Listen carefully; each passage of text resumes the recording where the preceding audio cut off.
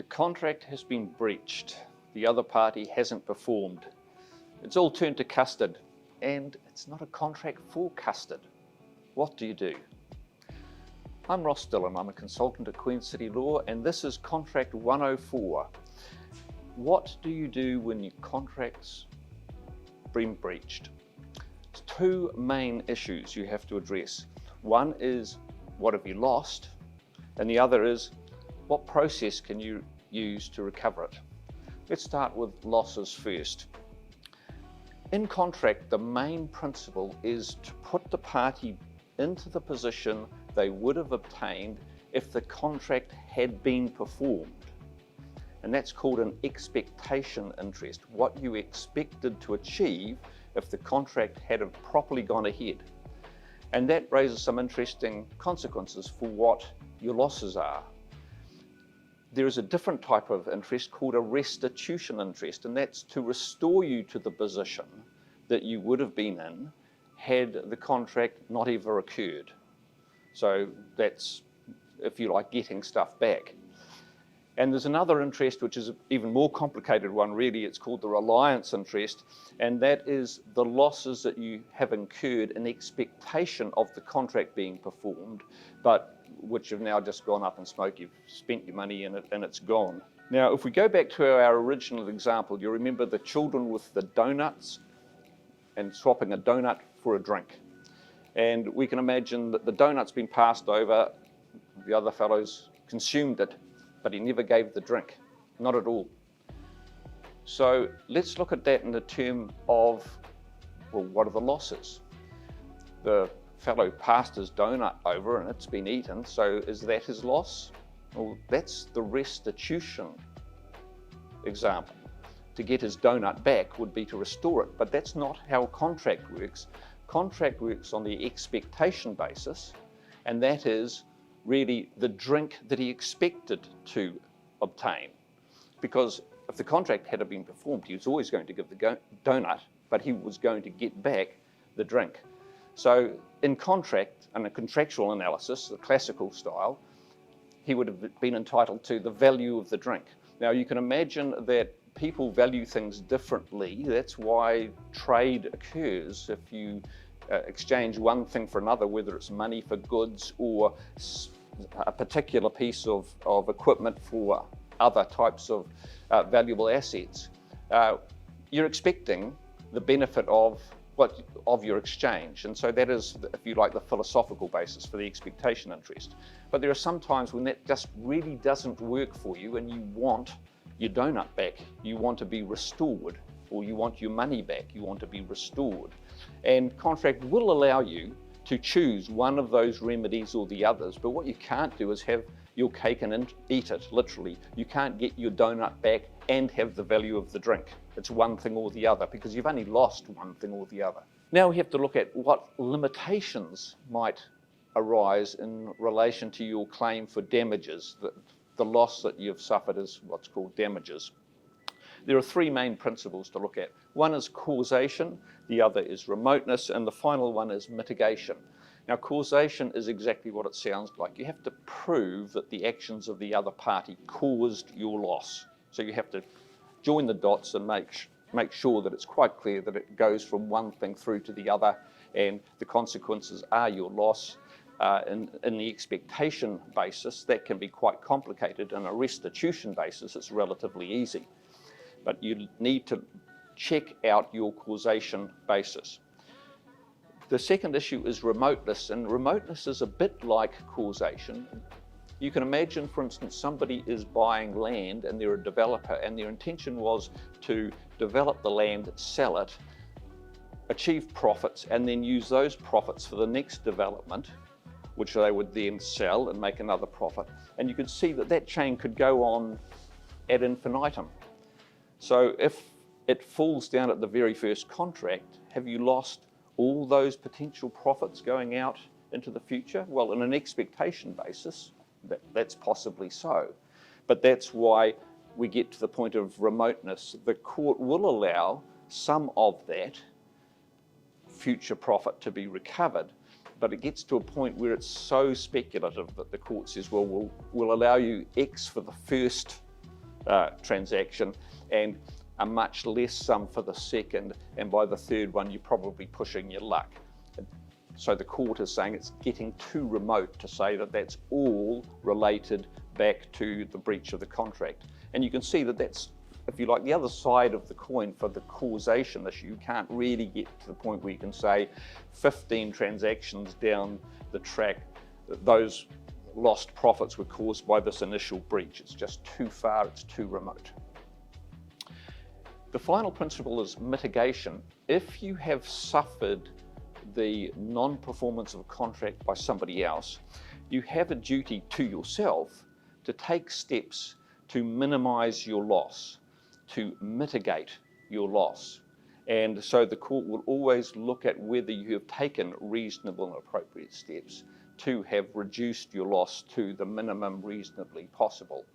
It's a bit of a sliding scale, and courts will look at some suggestions of mitigation. They'd say, well, no, that's going too far. You couldn't expect somebody to do that. But let's take the leaky buildings type example. You'll see a number of cases in that area where if somebody didn't get a building report when they purchased a house which turned out to be a leaky building, the court might reduce the amount of damages that they can claim, and that's happened a large number of times, so it's something to watch out for. It's about taking reasonable steps to limit your losses. Now, in addition to those damages analysis, there is a contractual right to something very similar to damages under Section 43 of the Contract and Commercial Laws Act, where a contract has been validly cancelled. So you said the other side hasn't performed, and you've validly cancelled the contract. In addition to damages, you can seek an award for relief, is how it's described under Section 43, and it's in addition to damages. So you can get damages, but you can also seek an award for relief. It's a bit of a sliding scale as to how much you might get, but it's worth bearing in mind that that is an available option in addition to damages. There are also two other things that are worth thinking about. They're called equitable remedies. They're not necessarily contractual. They'll arise in other circumstances entirely. But one of them is called specific performance. You can get the court to order that somebody specifically perform the contract. Now, this often arises in agreements for sale and purchase of land, where the purchaser wants to buy the land and the vendor, for one reason or another, refuses, when it comes to settlement, to actually settle and convey the title. You can get an order from the court for specific performance which makes the vendor do it, and if the vendor doesn't transfer the title, the court can actually, in effect, seize the land and transfer it to the purchaser. The other side of that coin is another remedy called injunction, where specific performance forces somebody to do something specific in the contract. An injunction stops them doing something which would be contrary to the contract. For instance, in the same example, if the vendor hasn't conveyed title, you could get an injunction to prevent them selling the land to somebody else. So, if you like, it is a way to stop things happening, an injunction. Very well, let's say that you've worked out what your damages are, what your remedy is for your breach of contract. What are you going to do about it? How are you going to go and enforce it? Well, there's probably 8 options, depending on the circumstances.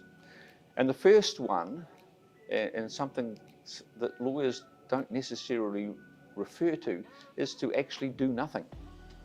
You just let it drift off into the sunset, because sometimes the time, the trouble, the expense, the litigation risk, it's all just too hard. And at a personal level, you think, I just wash my hands of it and walk away. When you do nothing, though, do be aware that there are limitation periods. You can revisit those decisions up to, in a breach of contract classically, up to 6 years after the date of the breach. So you do have a fair bit of time to think about it. If you're looking at a statutory remedy, for instance, under the Fair Trading Act, you might find that it's a much more limited period. It might only be 3 years. But you can afford to do nothing in the meantime and think about whether it's going to be worth the effort in the long term. But let's say you decide, no, I do need to try and sort this out.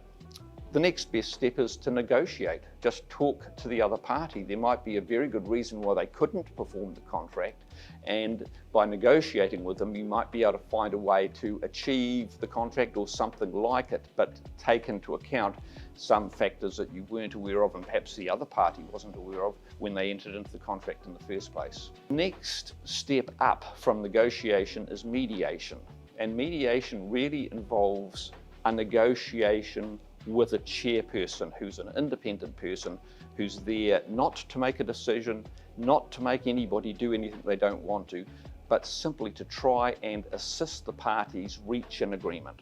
So it is, if you like, a structured negotiation with an independent chairperson trying to get the parties to agree. The next step up from that is when you're really putting your case into the hands of a third party. And if you like, the lowest level of that is something called a binding expert adjudication. So the parties agree to appoint an expert, the parties agree that that expert's decision will be binding, and the parties agree that it is not an arbitration. And that's an important point, because if it is an arbitration, the provisions of the Arbitration Act apply, and you have elected a process which is much more like a court process, whereas an expert binding adjudication can be, if you like, a fast and dirty result. Just get to a conclusion so that everybody knows where they are, and then you can get on with things. There is a particular type of binding expert adjudication available if you have a construction contract under the Construction Contracts Act, and that is called simply an adjudication under that Act. And it is a little bit peculiar in the sense that you get, if you like, your fast and dirty outcome, which requires the losing party to pay money to keep money flowing under the construction contract, but everybody can revisit that by taking the same dispute that's already been adjudicated under the Construction Contracts Act to court for a final order, and that final order would result in any readjustment of monies that have been paid. So if you like, it's a fast and dirty but not binding result, followed by, if the parties wish to, a full court case where you get a final and binding decision. So it's a bit of a hybrid.